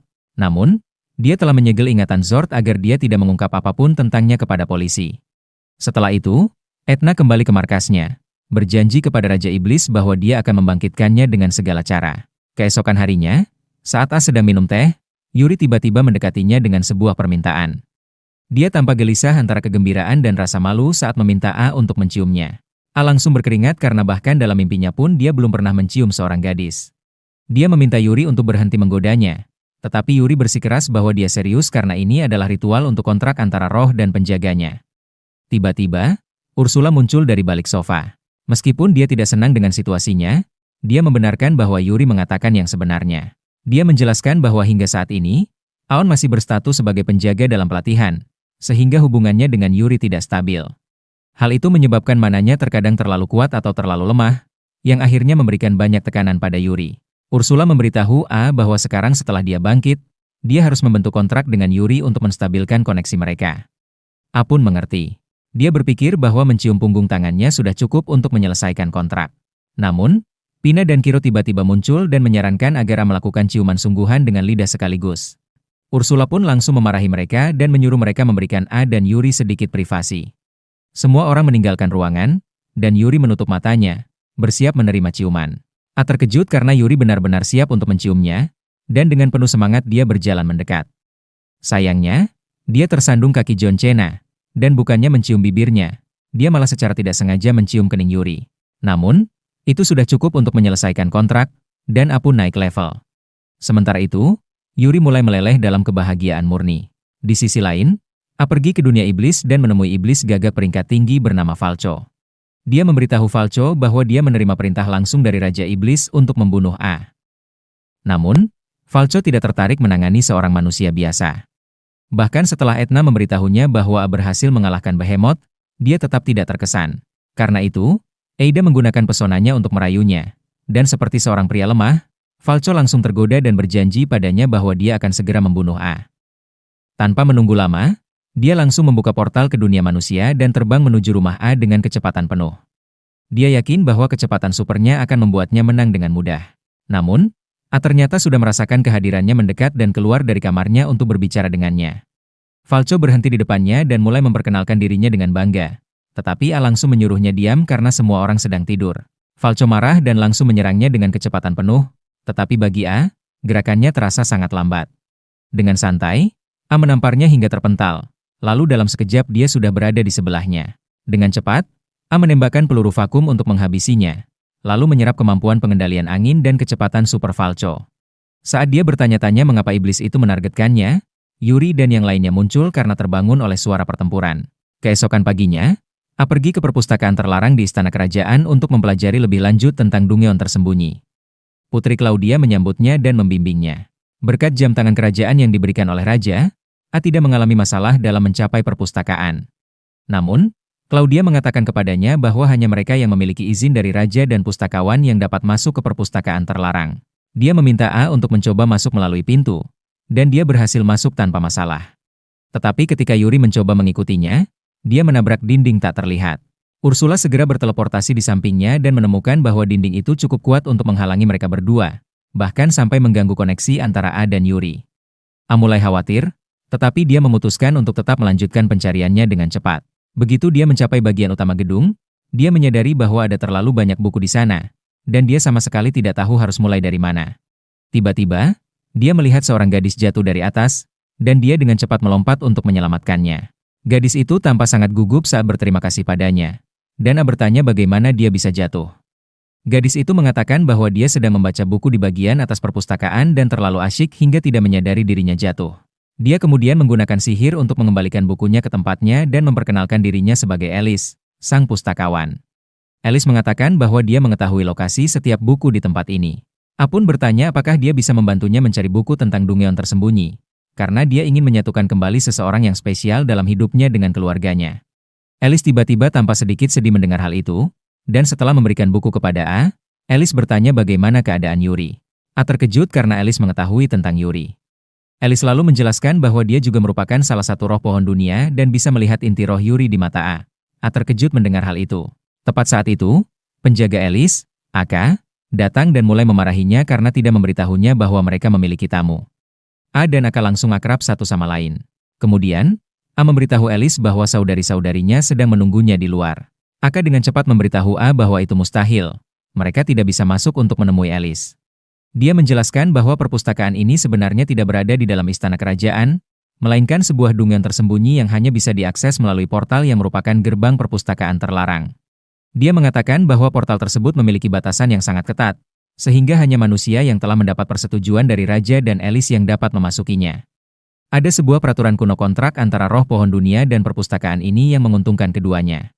Jika Yuri atau Pean memasuki tempat ini secara paksa, maka kontrak itu akan terputus. Aka memberitahu A bahwa satu-satunya cara agar gadis-gadisnya bisa masuk dan bertemu dengan Alice adalah dengan menemukan lokasi dungeon tersembunyi dan menaklukkannya dengan benar. A mengusulkan bahwa dia bisa membawa Alice keluar sebagai gantinya, tetapi Aka langsung menolak gagasan itu. Dia menjelaskan bahwa Alice terlalu lemah untuk bertarung dan sama sekali tidak memiliki niat untuk meninggalkan tempat ini. Alice menjadi murung setelah mendengar hal itu, dan A mendekatinya, menyadari bahwa dia takut keluar ke dunia yang tidak dikenal. A memberitahunya bahwa dulu dia juga seperti itu. Tetapi dengan dukungan dari Yuri dan yang lainnya, dia menjadi lebih kuat dan percaya diri. Dia berjanji kepada Alice bahwa jika dia ingin melihat dunia luar, dia akan melindunginya dari segala bahaya dan mendukungnya dengan segala cara yang mungkin. Alice menjadi gugup mendengar kata-kata itu. Kemudian, A memberitahu Alice bahwa dia akan menemuinya lagi besok setelah menemukan pintu masuk ke Dungeon. Keesokan harinya, saat Aka sedang merapikan rambut Alice, dia bertanya apakah Alice benar-benar ingin pergi keluar. Dia tahu bahwa Alice takut, tetapi sangat mudah membaca ekspresinya yang menunjukkan bahwa dia menyukai A. Alice kemudian mengakui bahwa dia jatuh cinta pada A pada pandangan pertama dan bahwa semua yang terjadi sejauh ini persis seperti dalam buku-buku yang pernah dia baca. Namun, dia masih ragu apakah dia benar-benar harus pergi keluar. Aka pun mendorongnya untuk mengambil langkah berani dan percaya pada dirinya sendiri. Aka menyuruh Alice untuk mempercayai A dan pergi bersamanya, karena bahkan jika semuanya tidak berjalan dengan baik, dia selalu bisa kembali ke rumah. Tepat saat itu, A memasuki perpustakaan melalui istana kerajaan karena dia tidak bisa menemukan pintu masuk ke dungeon tersembunyi di dalam buku. Aka menepuk punggung Alice sambil menyuruhnya untuk menaruh kepercayaannya pada A. Gadis pemalu itu akhirnya meminta A untuk membawanya ke dunia luar. Tanpa ragu, A langsung mengangkatnya dalam pelukannya, lalu melompat setinggi mungkin, keluar dari perpustakaan dan tiba di dungeon tersembunyi di atasnya. Aka juga mengikuti mereka ke sana dan memberikan A inti roh Alice agar dia bisa ikut bersama mereka. Dia juga menciptakan klon untuk menemani mereka, karena dia tidak bisa berteleportasi seperti Ursula. Dengan itu, A dan para gadis mulai menjelajahi dungeon tersembunyi. Sepanjang perjalanan, A harus menggendong Alice di punggungnya karena stamina gadis itu sangat lemah. Dia bertarung melawan monster di dungeon tanpa bantuan Yuri, dan meskipun sempat kesulitan saat melawan bos samurai, dia akhirnya berhasil mengalahkannya juga. Setelah itu, mereka mencapai pintu keluar. Alice terlihat sedikit kecewa karena dia berpikir A tidak akan menggendongnya lagi setelah mereka keluar. Namun, A memberitahunya bahwa dia selalu bisa memintanya untuk menggendongnya kapan saja. Melihat Alice begitu bahagia, A mulai bersemangat membayangkan bagaimana hubungan mereka berkembang. Tak lama kemudian, mereka tiba di rumah A. Yuri langsung berlari untuk memeluk Alice. Tetapi Alice hanya mendorongnya pergi karena dia tidak suka disentuh orang lain. Sementara itu, Ursula menjadi kaku di hadapan Aka karena Aka adalah seniornya dalam hierarki penjaga. Setelah itu, Yuri memeluk A sebagai tanda terima kasih karena telah membawa kakak perempuannya keluar. Melihat itu, Alice merasa cemburu. Pina, yang memperhatikan hal ini, mencoba menggoda Alice agar bertindak. Dia langsung memeluk A dengan erat dan berkata bahwa lengan kanan A masih bebas. Sebelum Yuri bisa merebutnya, Alice melompat dan langsung memeluk lengannya. Pina mulai menggoda Alice tentang hal itu, sementara A menyadari bahwa hidupnya akan semakin sulit karena harem roh pohon dunia dan para ibu mereka. Untuk menghindari mereka, A lari ke sauna, tetapi para gadis tak tahu malu itu tetap mengikutinya ke sana. Mereka terus bertanya apakah A menyukai Alice, dan tidak peduli seberapa keras dia mencoba, dia tidak bisa melarikan diri dari mereka. Secara kebetulan, Ursula adalah satu-satunya yang membelanya. Dia memberitahu semua orang bahwa mereka tidak boleh menanyakan pertanyaan pribadi seperti itu kepada siapapun. A berterima kasih padanya karena telah menyelamatkannya dari satu masalah, tetapi ada masalah lain yang menunggunya. Dia mulai khawatir bahwa dikelilingi oleh para gadis cantik di tempat yang panas ini akan membuat pohon dunianya bangkit. Dia mengatakan kepada para gadis bahwa dia tidak tahan dengan panasnya lagi dan mencoba keluar dari ruang sauna, tetapi tiba-tiba Alice jatuh menimpanya. Dia menyadari bahwa Alice juga kesulitan menahan panas dan mengatakan bahwa dia tidak perlu memaksakan diri untuk tetap di sana. Namun, Alice dengan tegas mengatakan bahwa dia akan melakukan apapun untuk tetap bersamanya mulai sekarang. Sayangnya, saudari-saudarinya salah paham dan mengira Alice sedang berbicara kepada mereka. Mereka langsung memeluknya dan berkata bahwa mereka akan berpetualang bersama mulai sekarang. Para penjaga menyadari bahwa para gadis baru saja menggagalkan pengakuan cinta saudari mereka, tetapi mereka tidak terlalu ingin ikut campur dalam hal itu. Sementara itu, A pergi menemui Ursula dan memintanya untuk memasukkan inti roh Alice ke dalam matanya.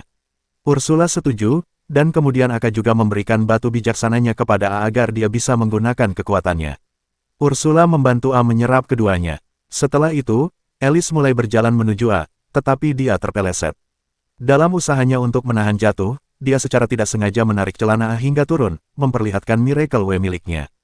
Keesokan harinya, A pergi menemui Jasper dan Mommy Megan, yang memberitahunya bahwa mereka memiliki permintaan langsung dari raja yang hanya bisa dia penuhi. Mereka menjelaskan bahwa permintaan tersebut berkaitan dengan para iblis yang telah diusir selamanya dari dunia manusia oleh sang pahlawan. Pahlawan itu menciptakan penghalang dimensi untuk mencegah para iblis kembali. Namun, baru-baru ini, beberapa iblis mulai menyerang sebuah wilayah bernama Rick, dan tidak ada petualang biasa yang mampu melawan mereka. Jasper dan Megan meminta A untuk mengurus para iblis sebelum mereka mencelakai lebih banyak manusia. A segera mengadakan pertemuan dengan haremnya dan memutuskan untuk menerima permintaan tersebut. Sementara itu, di wilayah Rick, sekelompok orang sedang menuju sebuah Stonehenge. Seorang gadis ceria bernama Mia bertanya kepada ayahnya kemana mereka akan pergi, dan dengan gugup, sang ayah mengatakan bahwa dia membawanya untuk bertemu ibunya di surga. Mereka berhenti di depan Stonehenge, lalu semua orang berlutut saat seekor iblis Hydra muncul dari lingkaran batu. Ayah Mia mengatakan kepadanya untuk maju ke depan karena Hydra akan membawanya ke ibunya, berpikir bahwa Mia tidak mengetahui nasibnya. Namun, Mia sebenarnya tahu bahwa dia akan dibunuh, tetapi dia tetap maju dengan berani, siap mengorbankan dirinya demi menyelamatkan seluruh penduduk desa. Tepat saat dia akan dimakan, ayahnya berubah pikiran dan memohon kepada Hydra agar memakannya saja dan menyelamatkan putrinya. Hydra mengingatkan penduduk desa bahwa sesuai perjanjian mereka, ia membutuhkan satu wanita setiap bulan, dan sebagai imbalannya, desa mereka tetap aman. Ia memperingatkan manusia bahwa mereka akan dihukum karena mencoba melanggar kontrak, lalu menghembuskan racun untuk membuat mereka semua pingsan. Mia adalah satu-satunya yang tidak terpengaruh, dan dia menangis meminta pertolongan saat Hydra mencoba memakannya. Tiba-tiba, A muncul untuk menyelamatkan Hari dan melindungi Mia dengan penghalangnya. Ursula memperingatkan A untuk berhati-hati karena Hydra adalah monster peringkat SS dengan racun yang sangat kuat. A meminta Yuri untuk terlebih dahulu menyelamatkan semua orang dari racun Hydra, dan dia berhasil menyembuhkan mereka dalam satu kali percobaan karena kekuatannya telah meningkat seiring dengan perkembangan mata A. Setelah itu, A menyuruh penduduk desa melarikan diri karena dia akan menghadapi Hydra. Namun, tidak ada yang percaya bahwa dia bisa melakukan apapun. Tanpa banyak bicara, A menghunus pedangnya dan menebas Hydra menjadi ratusan potongan, membuat semua penduduk desa terkejut. Beberapa dari mereka mengenali A sebagai pahlawan yang membunuh naga kuno, sementara Ursula menilai kemampuan Hydra. Para penduduk desa berterima kasih kepada A karena telah menyelamatkan nyawa mereka. A kemudian meminta mereka membawanya kepada penguasa wilayah ini, tetapi tiba-tiba para penduduk menjadi murung. Mereka mengatakan bahwa meskipun A telah menyelamatkan mereka dari Hydra, lebih baik jika mereka dibiarkan mati. Meskipun bingung dengan tanggapan mereka, A tetap bertekad untuk bertemu dengan penguasa wilayah dan mencari tahu apa yang sebenarnya terjadi. Tidak lama kemudian, dia tiba di Grand Mansion milik penguasa dan berniat menghadapi pria itu karena menyalahgunakan kekayaannya untuk kepentingan pribadi sementara rakyatnya kelaparan. Saat masuk ke dalam, A dengan lantang bertanya apakah ada orang di rumah. Penguasa wilayah, Negan, muncul untuk menyambutnya, dan ternyata dia adalah orang yang ceroboh dan kikuk. Saat mereka menikmati teh, A memberitahu Negan bahwa dia datang untuk mengatasi masalah iblis yang menyerang wilayah ini. Namun, Negan dengan tenang mengatakan bahwa tidak ada iblis di sekitar dan laporan yang diterima guild pasti dilebih-lebihkan karena terlalu banyak monster di wilayah ini. A tetap bersikeras ingin tinggal selama beberapa hari dan berpatroli di malam hari untuk memastikan keadaannya. Lalu, dia memberitahu Negan bahwa dia telah membunuh Hydra dalam perjalanannya ke sini. Mendengar hal itu, ekspresi Negan langsung berubah drastis. Dia menjatuhkan cangkir tehnya karena terkejut mengetahui bahwa Hydra telah mati. Dengan marah, dia bertanya bagaimana A bisa membunuhnya, karena Hydra adalah satu-satunya yang menjaga monster dari hutan agar tidak menyerang desa. Negan mulai melampiaskan kemarahannya pada A, mengatakan bahwa tanpa Hydra sebagai penjaga perbatasan, monster dari hutan akan kembali menyerang. A membalas bahwa perjanjian dengan Hydra tidak adil karena ia meminta pengorbanan manusia, tetapi Negan menganggap itu bukan masalah besar karena hanya satu orang yang harus dikorbankan demi keselamatan seluruh wilayah.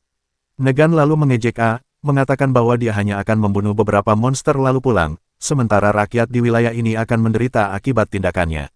Dengan marah, Negan keluar dari ruangan, meninggalkan A yang bingung harus berbuat apa selanjutnya. Setelah itu, A meninggalkan mansion, sementara Negan berjalan ke sebuah cermin ajaib dan mulai berbicara dengan bayangannya sendiri. Dia memanggil refleksinya dengan nama Shadow dan mulai panik saat menjelaskan bahwa A telah membunuh. Shadow memberitahu Nigun bahwa mereka bisa dengan mudah menemukan monster lain untuk menggantikan Hydra, tetapi masalah utama mereka adalah A. Shadow meyakinkan bangsawan yang mudah tertipu itu bahwa A adalah iblis, karena tidak mungkin seorang manusia biasa bisa membunuh monster peringkat SS seperti Hydra. Jika mereka ingin melindungi wilayah mereka, mereka harus membunuh A. Nigun mempercayai kata-katanya dan mulai merencanakan kematian A. Sementara itu, Shadow tertawa, mengatakan bahwa manusia sangat mudah dimanipulasi. Setelah sedikit lagi menyiapkan rencananya, dia berencana keluar dari cermin dan mengambil alih tubuh Nigun. Di lain, A menemukan bahwa tembok desa mengalami kerusakan parah dan tidak ada penjaga yang ditempatkan di sana sama sekali. Dia mencoba bertanya kepada penduduk desa tentang Nigun, tetapi begitu mereka mendengar namanya, mereka langsung melarikan diri. A menyadari bahwa semua orang takut pada Nigun dan mulai mencari petunjuk yang bisa membantunya memahami situasi ini. Tak lama kemudian, ia menemukan seorang pria yang tampak putus asa, duduk sendirian sambil menatap sawahnya yang hancur akibat serangan monster setelah kematian Hydra. Pria itu menyuruh A pergi karena orang sepertinya tidak bisa membantu mereka. Merasa tertantang, A langsung menggunakan sihirnya untuk memperbaiki ladang, lalu menanam benih ajaib yang membuat sayuran tumbuh seketika. Setelah itu, ia menggunakan sihir tanah untuk menciptakan tembok tebal dan tinggi di sekitar area itu agar monster tidak bisa masuk. Petani itu terkejut melihat keajaiban ini, dan A berkata bahwa terlalu dini baginya untuk menyerah pada hidup. Dia meminta pria itu untuk memberinya kesempatan membantu desa ini. Mendengar kata-kata itu, petani tersebut mulai tertawa, karena perkataan A mengingatkannya pada ayah Nigun, penguasa sebelumnya. Dia bercerita bahwa mantan penguasa adalah orang yang baik dan berani. Namun, begitu dia meninggal dan putranya mengambil alih, semuanya berubah menjadi neraka. Saat Nigun naik tahta, Hydra tiba-tiba muncul, dan dia langsung membuat kontrak dengannya tanpa mempertimbangkan dampaknya. Dia memotong anggaran pertahanan, menaikkan pajak hingga batas maksimal, dan siapapun yang berani protes menghilang tanpa jejak. Hal itu membuat semua orang kehilangan harapan. Namun, sekarang, petani itu berkata bahwa dia kembali percaya pada masa depan. A merasa tersentuh mendengar ini, tetapi tiba-tiba kemampuan Alice terbangun, dan dia melihat bahwa gerombolan besar monster sedang menuju desa. Saat itu, Yuri keluar dan bertanya apakah semuanya baik-baik saja. A segera memberitahunya bahwa Yuri akan mengalahkan semua monster agar tidak satu pun dari mereka bisa menyakiti desa. Saat ia melompat ke atas tembok, P melihat ribuan monster berlari menuju desa dan mulai panik, menyadari bahwa bahkan untuknya, ini tidak akan mudah. Ketika ia turun, Yuri muncul di belakangnya dan bertanya apa yang harus mereka lakukan sekarang, tetapi A sendiri tidak punya jawaban. Namun, saat melihat penduduk desa kehilangan harapan, ia memutuskan untuk memberikan segalanya demi melindungi mereka. A meminta Yuri untuk masuk ke matanya, lalu melompat tinggi ke udara dan menembakkan peluru vakum, berharap dapat membunuh beberapa monster dan menakuti sisanya. Sayangnya, serangannya tidak berpengaruh, dan monster-monster itu terus menyerbu desa. Beberapa monster tiba-tiba melompat ke arahnya. A berhasil menghindari serangan awal mereka, tetapi ia segera menyadari bahwa monster-monster ini jauh lebih gesit daripada yang ia kira. Mereka berpegangan tangan di udara dan melempar satu sama lain ke arahnya dengan kecepatan tinggi. Menggunakan kemampuan appraisal supernya, A memperlambat waktu dan mengalahkan mereka dengan serangan kuat. Setelah itu, ia menciptakan penghalang untuk menjebak beberapa monster dan membunuh mereka semua dengan peluru vakum.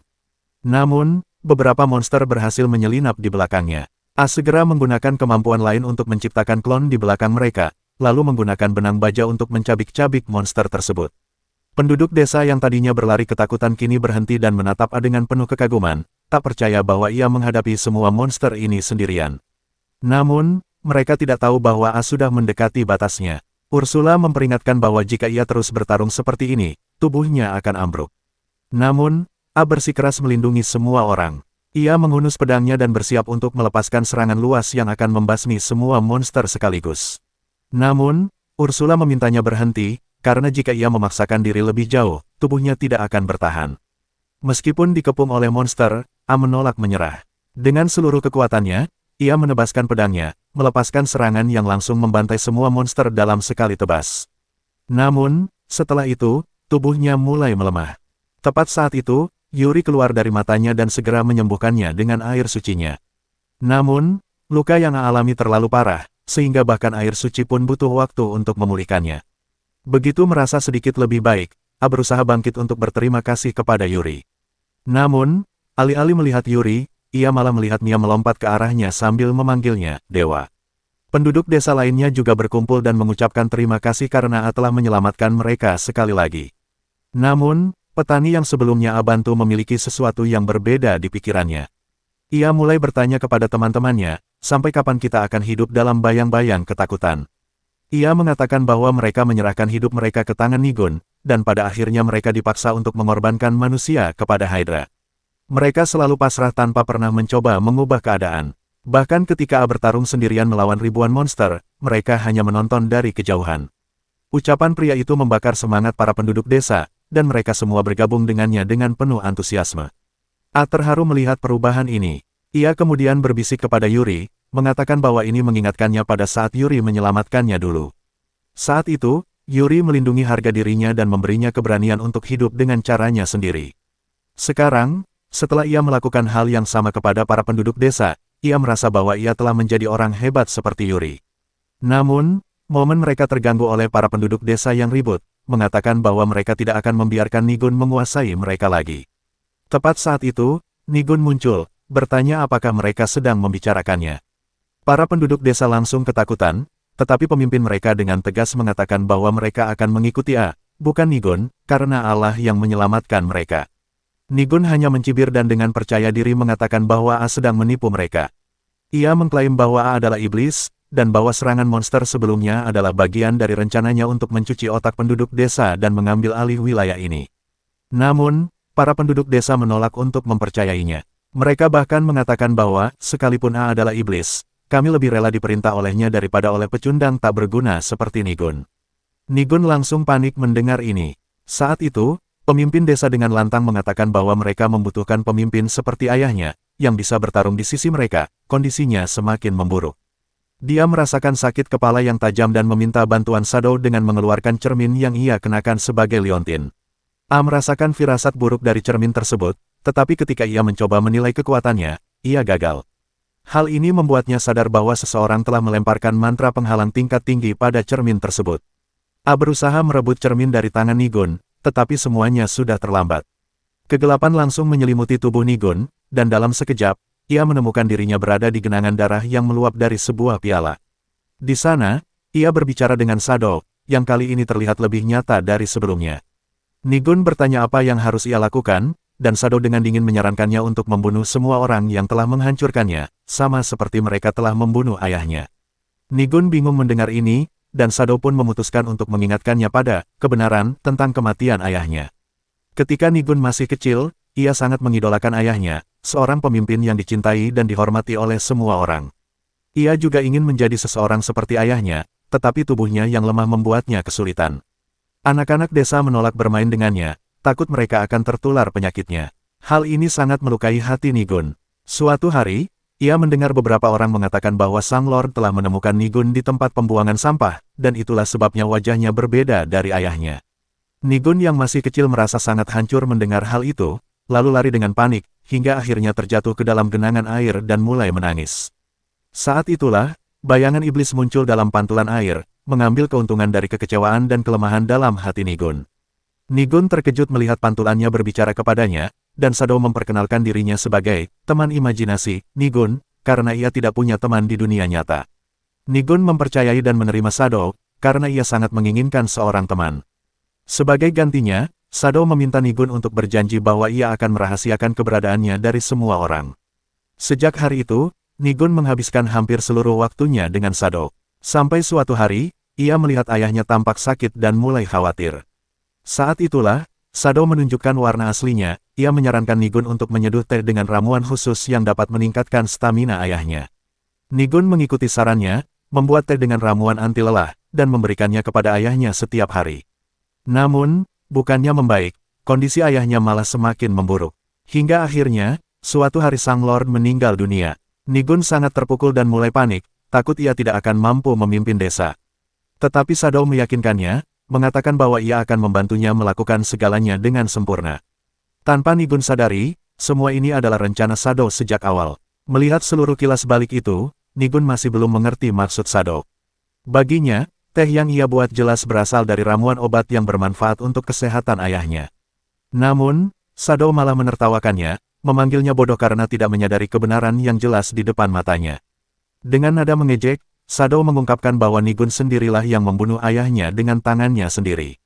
Ia kemudian mengungkapkan fakta yang mengerikan, tanaman yang digunakan Nigun bukanlah ramuan obat, melainkan gulma beracun. Nigun menolak mempercayainya, karena ensiklopedia yang ia baca jelas menyebutkan bahwa tanaman itu membantu mengatasi kelelahan. Namun, Sado hanya menyeringai licik dan mengatakan bahwa ia telah menggunakan sihir untuk mengedit isi buku tersebut. Tanaman itu sebenarnya adalah racun mematikan yang akan membunuh seseorang jika dikonsumsi dalam jangka panjang. Dunia Nigun seketika runtuh setelah mendengar kebenaran itu. Namun, Sado belum selesai memberikan kejutan. Ia kemudian mengakui bahwa ia juga berbohong tentang yang disebut sebagai iblis. Jika ada iblis di sini, itu adalah Nigun sendiri. Nigun terlalu syok untuk bisa merespons. Lalu, Sado melanjutkan pengakuannya, mengatakan bahwa rencana awalnya adalah mengambil alih tubuh ayah Nigun. Ia ingin membuka jalur antara dunia manusia dan dunia iblis agar bisa menyelundupkan manusia ke sana. Namun, ayah Nigun selalu waspada, sehingga Sado tidak bisa mendekatinya. Karena itu, ia memilih menargetkan Nigun, seorang anak lemah yang mudah dimanipulasi karena sangat menginginkan seorang teman. Dengan nada mencemooh, Sado mengejek Nigun, mengatakan bahwa ia dengan bodohnya telah membunuh orang yang paling ia cintai. Itu menjadi titik hancurnya Nigun. Nigun menjerit dalam keputusasaan, menyadari bahwa ia telah dipermainkan seperti seorang idiot. Saat emosinya semakin tidak terkendali, Sado perlahan merayap masuk ke dalam tubuhnya, menguasai tubuhnya sepenuhnya. Sementara semua ini terjadi, hanya bisa menatap masa kegelapan yang menyelimuti tubuh Nigun. Ketika kegelapan itu perlahan menghilang, ia menyadari bahwa sosok yang muncul bukan lagi Nigun, tetapi seseorang yang berbeda. Film ini ditutup dengan akhir perjalanan mereka. Terima kasih sudah menonton, jangan lupa like dan subscribe.